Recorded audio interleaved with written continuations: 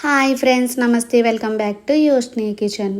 ఈరోజు మన వీడియోలో వరలక్ష్మి వ్రతం స్పెషల్గా 6 రకాల ప్రసాదాలను ఏ విధంగా ప్రిపేర్ చేసుకోవాలో చూపించబోతున్నానండి. ఈ 6 రకాల ప్రసాదాలను కూడా చాలా తక్కువ టైంలో అలానే చాలా టేస్టీగా చేసుకోవచ్చండి. మరి లేట్ చేయకుండా 1 by 1 ఈ ప్రసాదాలను ఏ విధంగా ప్రిపేర్ చేసుకోవాలో చూసేయండి. ఫస్ట్ వన్ వచ్చేసి శనగల ప్రసాదం. ఈ శనగల ప్రసాదాన్ని ఈజీగా ఏ విధంగా ప్రిపేర్ చేసుకోవాలో చూసేద్దాం. నేను ఒక 4 గంటల ముందుగానే శనగల్లో నీళ్లు పోసుకొని నానబెట్టుకున్నానండి. శనగలని నానబెట్టుకునేటప్పుడు 2-3 సార్లు బాగా కడిగి తరువాత నీళ్లు పోసుకొని నానబెట్టుకోవాలి. కప్పు కొలతతో చూసుకుంటే 1 కప్పు వరకు శనగలండి. ఈ శనగలని 4 గంటలనే కాదండి, మనం మార్నింగ్ ప్రసాదం కింద ప్రిపేర్ చేసుకోవాలంటే నైటే వీటిని నానబెట్టేసుకోవచ్చు. ఈ విధంగా నానిన శనగలని కుక్కర్లో నీళ్లు లేకుండా ఉత్తి శనగలను మాత్రమే వేసుకోవాలి. ఇప్పుడు ఇందులోనే రుచికి తగినంత సాల్ట్ ని అలానే కప్పు పావు వరకు నీళ్ళని వేసుకుని ఇవన్నీ కూడా ఒకసారి కలిపేసుకోవాలి. తర్వాత కుక్కర్ మూతని పెట్టి మీడియం ఫ్లేమ్ మీద 3 విజిల్స్ వచ్చేంత వరకు బాగా ఉడికించుకోవాలి. తర్వాత ప్రెషర్ లో ఉన్న ఆవిరంతా పోయిన తర్వాత మూత తీసి చూస్తే ఇదిగో మనకు శనగలు అనేవి ఈ విధంగా మెత్తగా ఉడికి ఉండాలి. ఇప్పుడు ఈ శనగల్లో నీళ్లు లేకుండా ఈ శనగలను మాత్రమే ఒక బౌల్లోకి తీసుకోవాలి. ఈ విధంగా బౌల్లోకి శనగలన్నిటినీ కూడా తీసేసుకున్న తర్వాత రెడీగా ఈ బౌల్ ని పక్కన పెట్టుకోవాలి. ఇప్పుడు స్టవ్ మీద కడాయిని పెట్టుకొని ఇందులోకి 2 స్పూన్ల వరకు నూనెను వేసుకోవాలి.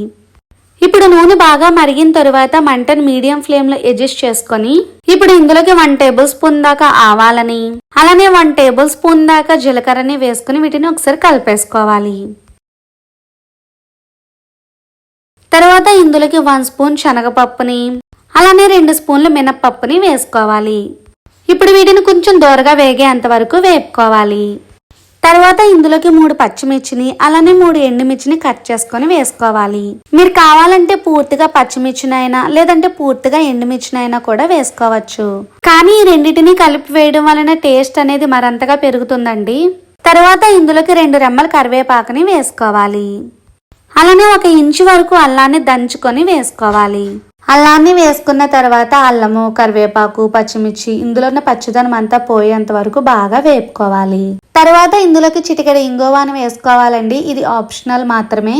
ఇప్పుడు ఇందులోకి మనం ముందుగా ఉడకపెట్టుకున్న శనగలు మొత్తాన్ని కూడా వేసేసుకుని ఇవన్నీ కూడా బాగా కలిసేటట్టుగా కలిపేసుకోవాలి. శనగలను వేసి కలుపుకునేటప్పుడే మీరు కావాలంటే ఇందులోకి కొబ్బరి కూరను కూడా వేసుకోవచ్చండి. వేసుకుంటే ఒక టేస్ట్ వస్తుంది, వేసుకోకపోతే మరొక టేస్ట్ ఉంటుంది, అంతేనండి. ఇప్పుడు పూర్తిగా కలిసేటట్టుగా కలిపేసుకున్న తర్వాత ఒక 5 నిమిషాల పాటు వీటిని బాగా మగ్గనివ్వాలి. తర్వాత ఒకసారి వీటిని కలిపేసుకుని టేస్ట్ ని చూసుకోవాలండి. నేనైతే శనగలు ఉడకబెట్టేటప్పుడు సాల్ట్ ను వేసాను కదండి, నాకు అదైతే సరిపోయింది. ఇప్పుడు ఇందులోకి గుప్పెడు కొత్తిమీరని వేసుకుని ఇవన్నీ కూడా బాగా కలిసేటట్టుగా కలిపేసుకోవాలి. అంతే, శనగల ప్రసాదం రెడీ. సెకండ్ వన్ వచ్చేసి చింతపండు పులిహోర. ఈ చింతపండు పులిహోరని టేస్టీగా ఏ విధంగా ప్రిపేర్ చేసుకోవాలో చూసాం. తీసుకొని ఇందులోకి 100 గ్రాముల వరకు చింతపండుని వేసుకోవాలి. తరువాత ఇందులోకి చింతపండు మునిగేంత వరకు వేడి నీళ్లను వేసుకోవాలి. ఈ విధంగా వేడి నీళ్లు వేసుకొని చింతపండును నానబెట్టుకోవడం వలన చింతపండు అనేది త్వరగా నానుతుందండి. ఇప్పుడు ఈ చింతపండుని 10 నిమిషాల పాటు నాననివ్వాలి. ఇప్పుడు ఒక కుక్కర్ గిన్నెను తీసుకొని ఇందులోకి 2 గ్లాసుల వరకు బియ్యాన్ని వేసుకోవాలి. నేను ఇక్కడ రైస్ని కుక్కర్లో ఉడికిస్తున్నానండి. మీరు కావాలంటే నార్మల్ బౌల్స్లో కూడా రైస్ని ఉడికించుకోవచ్చు. ఇప్పుడు బియ్యాన్ని వేసుకున్న తర్వాత బియ్యం మునిగేంత వరకు నీళ్ళని వేసుకొని ఒక 2-3 సార్లు బాగా నీళ్ళతో కడిగి తీసుకోవాలి. ఈ రైస్ వెయిట్లో వచ్చేసి 500 గ్రామ్స్ అండి. ఈ విధంగా శుభ్రంగా బియ్యాన్ని కడిగి తీసుకున్న తర్వాత ఇప్పుడు మనం ఏ గ్లాస్తో అయితే బియ్యాన్ని కొలుసుకున్నామో అదే గ్లాస్తో 4 గ్లాసుల వరకు నీళ్ళను వేసుకోవాలి. ఇప్పుడు ఇందులోకి 1 టేబుల్ స్పూన్ వరకు పసుపుని అలానే 1/2 టేబుల్ స్పూన్ వరకు సాల్ట్ని 1 టేబుల్ స్పూన్ వరకు ఆయిల్ని వేసుకోవాలి.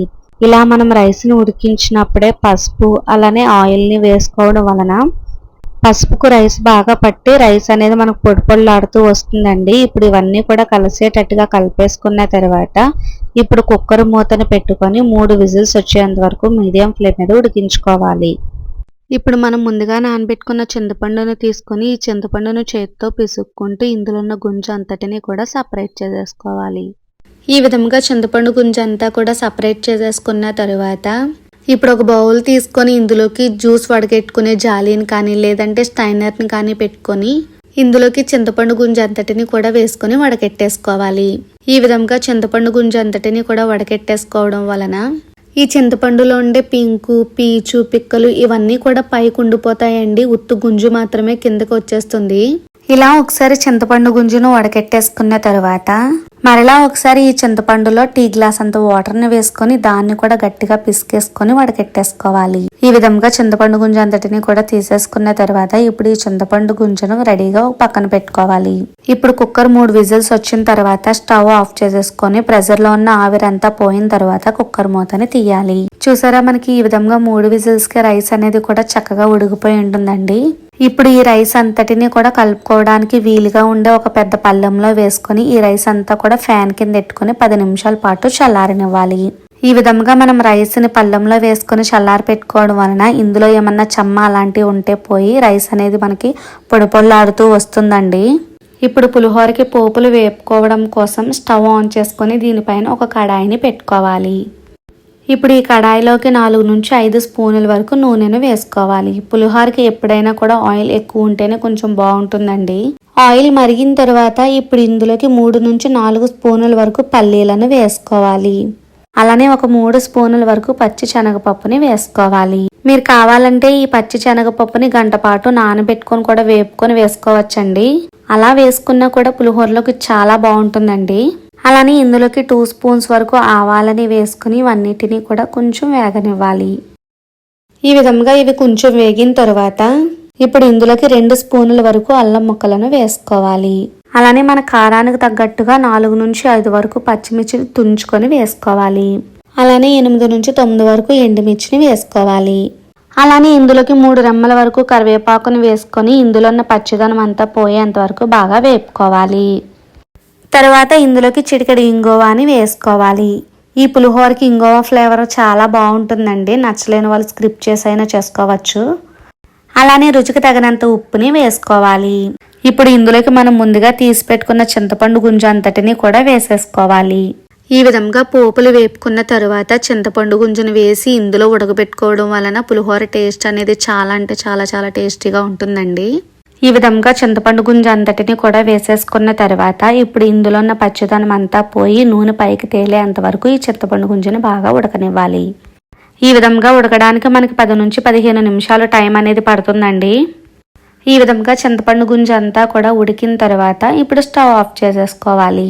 మనం ముందుగా ఉడకబెట్టి పక్కన పెట్టుకున్న రైస్ లోకి ఈ పోపు అంతటిని కూడా వేసేసుకొని బాగా కలిసేటట్టుగా కలిపేసుకోవాలి. ఇంకా మనం ఇందులో పసుపుని వేసుకునే అవసరం లేదండి. ఎందుకంటే మనం రైస్ ఉడికేటప్పుడే ఆల్రెడీ పసుపుని వేస్తాం కాబట్టి ఇంకా మనకు పసుపుతో పని ఉండదు. పులిహోరని గరిటతో కంటే కూడా చేతితో కలుపుకుంటే బాగా కలుస్తుందండి.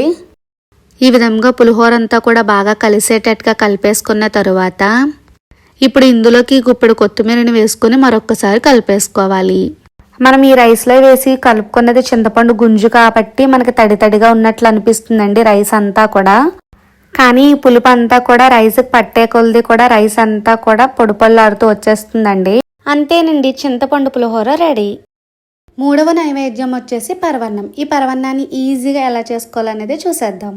పరమన్నం వండుకోవడం కోసం సగ్గుబియ్యాన్ని నానబెట్టుకోవాలండి. సగ్గుబియ్యాన్ని నానబెట్టుకోవడం కోసం ఫస్ట్ ఒక బౌల్ తీసుకొని ఇందులోకి పెద్ద సైజులో ఉన్న ఒక అరకప్పు వరకు సగ్గు బియ్యాన్ని వేసుకోవాలి. ఈ పరమన్నానికి చిన్న సగ్గు బియ్యం కంటే కూడా పెద్ద సగ్గు బియ్యమే బాగుంటాయండి. సగ్గు బియ్యాన్ని వేసుకున్న తర్వాత సగ్గు బియ్యం మునిగేంత వరకు నీళ్లను పోసుకుని ఒక 2 సార్లు బాగా కడిగి తీసుకోవాలి. పరమన్నాన్ని మనం ఉదయాన్నే చేసుకున్నట్లయితే ముందు రోజు రాత్రే ఈ సగ్గు బియ్యాన్ని నానబెట్టుకోవాలండి. ఇలా నానబెట్టుకోవడం వలన సగ్గు బియ్యం అనేది బాగా నాని త్వరగా ఉడికిపోతాయండి. నేనైతే ఈ సగ్గు బియ్యాన్ని ముందు రోజు రాత్రే కడిగి నానబెట్టుకున్నానండి. తర్వాత సగ్గుబియ్యం మునిగేంత వరకు నీళ్లను పోసుకొని దీనిపైన మూత పెట్టి కనీసం ఈ సగ్గు బియ్యాన్ని 1 గంట సేపైనా నాననివ్వాలి. తర్వాత ఒక బౌల్ తీసుకొని ఇందులోకి 1 గ్లాస్ వరకు బియ్యాన్ని వేసుకోవాలి. ఈ బియ్యం వెయిట్ లో వచ్చేసి 150 గ్రామ్స్ అండి. పరమన్నానికి నార్మల్ బియ్యం కంటే రేషన్ బియ్యం చాలా బాగుంటాయండి. నేను ఎప్పుడు పరమన్నాన్ని చేసినా కూడా రేషన్ బియ్యాన్ని యూజ్ చేస్తాను. ఇప్పుడు బియ్యం మునిగేంత వరకు నీళ్లను పోసుకొని ఈ బియ్యాన్ని 2 సార్లు బాగా కడిగి తీసుకోవాలి. ఇలా శుభ్రంగా కడిగి తీసుకున్న బియ్యంలోని బియ్యం మునిగేంత వరకు నీళ్లను పోసుకొని ఈ బియ్యాన్ని ఒక 10 నిమిషాల పాటు నాననివ్వాలి. ఇప్పుడు మనం ఏ బౌల్లో అయితే పరమన్నాన్ని చేస్తామో ఆ బౌల్ని తీసుకోవాలి. ఇప్పుడు మనం ఏ గ్లాస్తో అయితే బియ్యాన్ని కొలుసుకున్నామో అదే గ్లాస్తో 3 గ్లాసుల వరకు చిక్కటి పాలను వేసుకోవాలి. తర్వాత అదే గ్లాస్తో 2 గ్లాసుల వరకు నీళ్లను వేసుకోవాలి. చూడండి, నేను రాత్రి నానబెట్టిన సగ్గు బియ్యాన్ని చూపిస్తున్నాను ఎంత చక్కగా నానున్నాయో. ఇప్పుడు ఈ సగ్గు బియ్యాన్ని నీళ్లు లేకుండా పిండేసుకుని మనం పాలు వేసుకున్న బౌల్లోకి వేసేసుకోవాలి. ఇలా మొత్తం నానబెట్టుకున్న సగ్గు బియ్యాన్ని మొత్తాన్ని కూడా వేసేసుకున్న తర్వాత ఒక గరిటెతో ఇవన్నీ కూడా ఒకసారి కలిపేసుకోవాలి. ఇప్పుడు ఈ కడాయిని స్టవ్ మీద పెట్టుకుని మంటను మీడియం ఫ్లేమ్లో అడ్జస్ట్ చేసుకోవాలి. ఇప్పుడు ఈ పాలను మధ్య మధ్యలో కలుపుకుంటూ ఒక పొంగు వచ్చేంత వరకు పాలను బాగా మరగనివ్వాలి.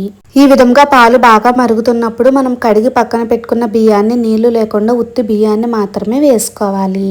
ఇలా బియ్యం మొత్తాన్ని కూడా వేసేసుకున్న తర్వాత ఇప్పుడు ఇవన్నీ కూడా బాగా కలిసేటట్టుగా కలిపేసుకోవాలి.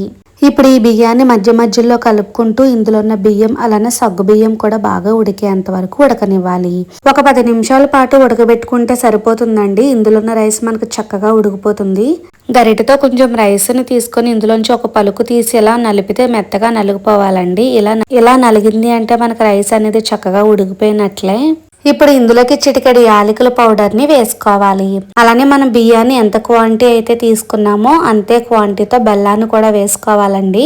150 గ్రామ్స్ వరకు మనం బియ్యాన్ని తీసుకున్నాం కాబట్టి 150 గ్రామ్స్ వరకు తురుముకున్న బెల్లాన్ని వేసుకోవాలి. ఇక్కడ నేను బెల్లాన్ని ఆర్గానిక్ బెల్లాన్ని యూజ్ చేశానండి, కాబట్టి ఇది కొంచెం ముద్ద కట్టినట్టే ఉంటుంది. మీరు కావాలంటే నార్మల్ బెల్లాన్ని కానీ లేదంటే ఇదే ప్లేస్లో పంచదారని కానీ వేసుకోవచ్చు. ఇప్పుడు బెల్లాన్ని వేసుకున్న తర్వాత బెల్లం మొత్తం కరిగేంత వరకు ఒక 5 నిమిషాల పాటు కలుపుకోవాలి. ఈ విధంగా బెల్లం మొత్తం కూడా కరిగిన తర్వాత ఇప్పుడు ఈ బౌల్ని పక్కన పెట్టుకోవాలి. ఇప్పుడు ఇదే కడాయిని స్టవ్ మీద పెట్టుకొని ఇందులోకి 1 స్పూన్ వరకు నెయ్యిని వేసుకోవాలి. నెయ్యి మరిగిన తరువాత ఇప్పుడు ఇందులోకి మనకు నచ్చిన డ్రై ఫ్రూట్స్ను ఒక 1/2 కప్పు వరకు వేసుకోవాలి. నేనైతే ఇక్కడ బాదం పప్పు, కిస్మిస్, జీడిపప్పులను వేసుకున్నానండి. వీటినే వేసుకోవాలని ఏమీ లేదండి. మన దగ్గర ఏ డ్రై ఫ్రూట్స్ ఉంటే వాటిని వేసుకోవచ్చు. ఇలా వేపుకునేటప్పుడే ఇందులో పచ్చి కొబ్బరి ముక్కలను కూడా కట్ చేసుకొని వేసుకుంటే చాలా బాగుంటుందండి పరమన్నంలోకి. వీటిని వేసుకున్న తర్వాత మంటను మీడియం ఫ్లేమ్లో అడ్జస్ట్ చేసుకుని వీటిని గోల్డెన్ కలర్ వచ్చేంత వరకు బాగా వేపుకోవాలి. ఈ విధంగా డ్రై ఫ్రూట్స్ అన్ని కూడా చక్కగా వేగిన తర్వాత ఇప్పుడు స్టవ్ ఆఫ్ చేసేసుకోవాలి. ఇప్పుడు ఈ డ్రై ఫ్రూట్స్ మొత్తాన్ని కూడా పరమన్నంలోకి వేసేసుకోవాలి. ఈ విధంగా మొత్తం డ్రై ఫ్రూట్స్ అన్నిటినీ కూడా పరమన్నంలోకి వేసేసుకున్న తర్వాత ఇవన్నీ కూడా బాగా కలిసేటట్టుగా కలిపేసుకోవాలి. అంతేనండి, చాలా అంటే చాలా ఈజీగా ఈ బెల్లం పరమన్నాన్ని చేసేసుకోవచ్చండి. 4వ నైవేద్యం వచ్చేసి ప్రసాదం బూరెలు. ఈ ప్రసాదం బూరెలను ఈజీగా టేస్టీగా ఎలా చేసుకోవాలనేది చూసేద్దాం. ఫస్ట్ ఒక బౌల్ తీసుకొని ఇందులోకి 1 గ్లాస్ వరకు పప్పుని వేసుకోవాలి. ఇప్పుడు మనం ఏ గ్లాస్తో అయితే పప్పును కొలుసుకున్నామో అదే గ్లాస్తో 2 గ్లాసుల వరకు బియ్యాన్ని వేసుకోవాలి. ఇక్కడ నేనైతే రేషన్ బియ్యాన్ని యూజ్ చేస్తున్నానండి. పై తోపుకి రేషన్ బియ్యం అనేది చాలా బాగుంటాయి.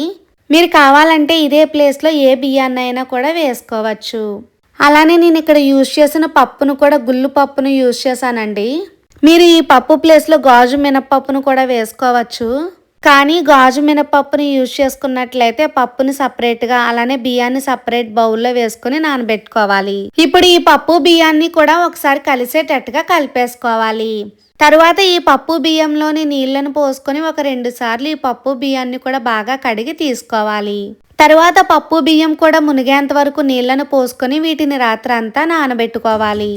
రాత్రంతా కాకపోయినా ఈ పప్పు బియ్యాన్ని కనీసం ఒక 4 గంటలైనా కూడా నాననివ్వాలండి. నేనైతే ఈ పప్పు బియ్యాన్ని రాత్రే నానబెట్టేసుకున్నానండి. తరువాత రోజు ఉదయాన్నే లేవగానే ఒక బౌల్ తీసుకొని ఇందులోకి మనం ఏ గ్లాస్తో అయితే పప్పు బియ్యాన్ని కొలుసుకున్నామో అదే గ్లాస్తో 2 గ్లాసుల వరకు శనగపప్పుని వేసుకోవాలి. ఈ పప్పుని వేటిలో చెప్పాలంటే 1/2 కేజీ శనగపప్పు. పప్పుని వేసుకున్న తర్వాత పప్పు మునిగేంత వరకు నీళ్లను పోసుకొని దీనిపైన మూత పెట్టి 1 గంట సేపైనా ఈ పప్పును నాననివ్వాలి. ఇప్పుడు ముందు రోజు నానబెట్టుకున్న పప్పును చూద్దామండి. ఈ విధంగా మనకు పప్పు అనేది చక్కగా నాని ఉంటుంది. ఈ విధంగా నానిన పప్పు బియ్యాన్ని కూడా 2 సార్లు శుభ్రంగా కడిగి తీసుకోవాలి.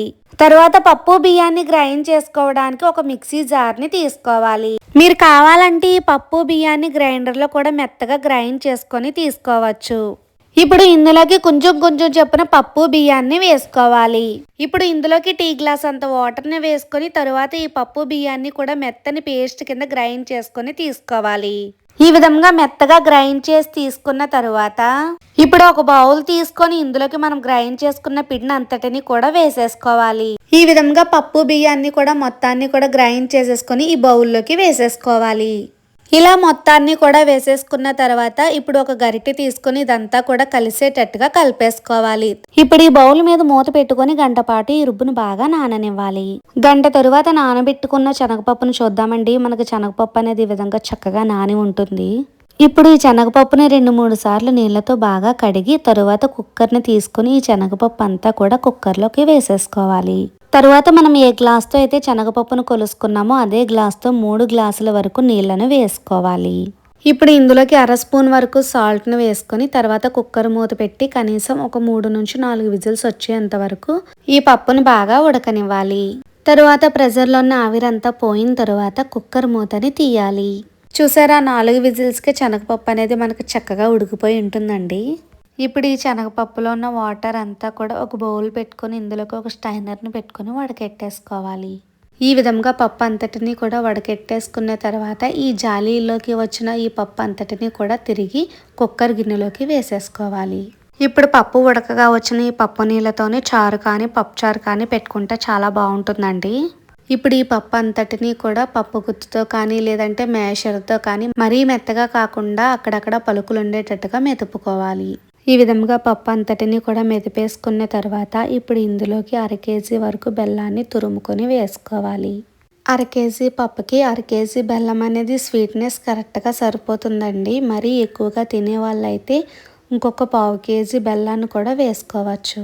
బెల్లాన్ని వేసుకున్న తర్వాత ఇదంతా కూడా కలిసేటట్టుగా ఒకసారి కలిపేసుకోవాలి. ఇప్పుడు ఈ బౌల్ని స్టవ్ మీద పెట్టుకొని మంటను మీడియం ఫ్లేమ్లో అడ్జస్ట్ చేసుకొని ఇందులో ఉన్న బెల్లం అంతా కూడా కరిగేంత వరకు మధ్య మధ్యలో కలుపుకుంటూ ఉండాలి. ఈ విధంగా బెల్లం అంతా కూడా కరగడానికి 10 నుంచి 15 నిమిషాల టైం అనేది పడుతుందండి. ఇలా పప్పు అలానే బెల్లం కూడా ఉడుకుతూ ఉన్నప్పుడు ఇందులోకి 1 కప్పు వరకు తురుముకున్న కొబ్బరి కూరను వేసుకోవాలి. ఈ శనగపప్పు బూర్లకి కొబ్బరి కూర అనేది చాలా బాగుంటుందండి. కొబ్బరి కూరని వేసుకున్న తర్వాత ఇవన్నీ కూడా బాగా కలిసేటట్టుగా కలిపేసుకోవాలి. ఇలా అంతా కూడా కలిసేటట్టుగా కలిపేసుకున్న తర్వాత ఇప్పుడు నిదానంగా ఇవన్నీ కూడా బాగా దగ్గరికి అయ్యేంత వరకు ఉడికించుకోవాలి.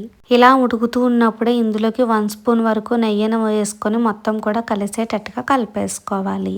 ఈ పూర్ణం ఉడికేటప్పుడు నెయ్యిని వేసుకుంటే బాగుంటుందండి. నెయ్యి ఇష్టం లేని వాళ్ళు స్కిప్ చేసైనా కూడా చేసుకోవచ్చు. మనకి పప్పు అనేది ఈ విధంగా దగ్గరికి ఉడకాలండి. ఇలా ఉడికినట్లయితే మనకు పూర్ణాలు అనేవి కూడా పర్ఫెక్ట్గా వచ్చేస్తాయి. చివరిగా ఇందులోకి చిటికెడు యాలకుల పౌడర్ని వేసుకొని ఇది మొత్తం కూడా బాగా కలిసేటట్టుగా కలిపేసుకోవాలి. ఇప్పుడు స్టవ్ ఆఫ్ చేసుకొని ఒక ప్లేట్లోకి ఈ పప్పు అంతటిని కూడా వేసేసుకోవాలి.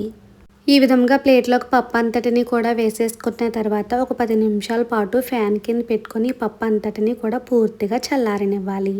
చల్లారిన తర్వాత పప్పు అనేది ఈ విధంగా కొంచెం గట్టిపడుతుందండి. ఇప్పుడు ఈ పప్పు అంతటిని కూడా ఒకసారి కలిసేటట్టుగా కలిపేసుకొని ఇప్పుడు ఇందులోంచి కొంచెం కింద పప్పును తీసుకుంటూ రౌండ్ షేప్లో బాల్స్ కింద చుట్టేసుకోవాలి. బూర్లు మనకి ఏ సైజులో కావాలో దాన్ని బట్టి పూర్ణాలు అనేవి కొంచెం పెద్దవి లేదంటే కొంచెం చిన్నవి అడ్జస్ట్ చేసుకొని చేసుకోవాలండి. ఈ విధంగా పప్పు అంతటిని కూడా రౌండ్ షేప్లో చుట్టేసుకొని ప్లేట్స్లోకి వేసుకొని పక్కన పెట్టుకోవాలి. ఒకవేళ పూర్ణాలు చేసేటప్పుడు చేతికి పప్పు కనుక అంటుకుంటే అలా అంటుకోకుండా ఉండాలి అంటే చేతికి కొంచెం నెయ్యిని అప్లై చేసుకొని చేసుకుంటే చేతికి అనేది మనకి పప్పు అనేది అంటుకోకుండా ఉంటుందండి. ఇప్పుడైతే మనకి బూర్లను వేసుకోవడానికి పూర్ణాలు అనేవి రెడీ అయిపోయినాయండి. ఇప్పుడు రెడీగా వీటిని ఒక పక్కన పెట్టుకొని ఇప్పుడు ముందుగా నానబెట్టుకున్న పప్పు బియ్యాన్ని చూద్దాం. ఈ విధంగా మనకు పప్పు అనేది చక్కగా నాని ఉంటుందండి. ఇప్పుడు ఇందులోకి పై తోపు అనేది మనకి క్రిస్పీగా రావడానికి 50 గ్రాముల వరకు ఉప్మా రవ్వని వేసుకోవాలి. అదే అండి మనం సుజీ రవ్వ అంటూ ఉంటాం కదా, ఆ రవ్వని వేసుకోవాలి. కప్పు వైజ్గా చెప్పాలంటే 2 కప్పుల వరకు వేసుకోవాలి. ఇప్పుడు ఇందులోకి 1/2 కప్పు వరకు పంచదారని వేసుకోవాలి. ఇప్పుడు ఇవన్నిటిని కూడా బాగా కలిసేటట్టుగా గరిటెతో కలిపేసుకోవాలి. ఇప్పుడు ఇందులోకి మొత్తం కూడా కలిసేటట్టుగా కలిపేసుకున్న తర్వాత ఇందులోకి ఇప్పుడు చిటికెడు సాల్ట్ని వేసుకొని మరొకసారి పూర్తిగా కలిపేసుకోవాలి. ఇప్పుడు ఇందులో టీ గ్లాస్లో సగానికి వాటర్ని వేసుకొని ఇదంతా కూడా బాగా కలిసేటట్టుగా కలిపేసుకోవాలి. బూర్లు వేసుకోవడానికి కన్సిస్టెన్సీ అనేది ఈ విధంగా ఉండాలండి. ఇలా ఉంటే మనకి పర్ఫెక్ట్గా బూర్లు అనేవి వచ్చేస్తాయి. ఇప్పుడు స్టవ్ ఆన్ చేసుకొని డీప్ ఫ్రైకి సరిపడినంత ఆయిల్ పెట్టుకొని మీడియం ఫ్లేమ్ మీద ఈ ఆయిల్ బాగా మరగనివ్వాలి. ఆయిల్ బాగా మరిగిన తర్వాత మంటను లో ఫ్లేమ్లోకి అడ్జస్ట్ చేసుకొని బూరెలను వేసుకోవాలి. ఫస్ట్ టైం బూరెలను ట్రై చేస్తున్న వారైతే మనం ముందుగా కలిపి పెట్టుకున్న తోపులోకి ఈ విధంగా పూర్ణాన్ని వేసుకొని ఇక్కడ నేను వీడియో క్లిప్లో చూపిస్తున్నట్టు స్పూన్తో కానీ లేదంటే గరిటెతో కానీ ఈ విధంగా పూర్ణం పైన తోపుని వేసుకొని ఇలా అడుగు నుంచి కూడా పూర్ణాన్ని తీసివేస్తే మనకు చాలా ఈజీగా వచ్చేస్తాయండి. ఫస్ట్ టైం ట్రై చేస్తున్న వారికి ఈ టిప్ అనేది చాలా బాగా యూజ్ అవుతుంది. అలానే బూర్లు వండడం రాని వారు కూడా ఈ టిప్ని పాటిస్తూ చాలా ఈజీగా వేసేసుకోవచ్చు ఆయిల్లోకి. ఈ విధంగా ఆయిల్లో ఎన్ని బూర్లు అయితే పడతాయో అన్ని బూర్లను కూడా వేసేసుకోవాలి. ఇలా బూర్లను వేసుకున్న తర్వాత ఈ బూర్లన్నిటినీ కూడా కలుపుకుంటూ మీడియం ఫ్లేమ్ మీద చక్కగా వేగనివ్వాలి.